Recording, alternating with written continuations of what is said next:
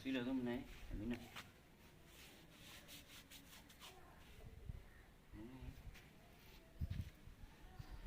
يوري بخزمنا ان شاء الله كنا في خطابة نعلم.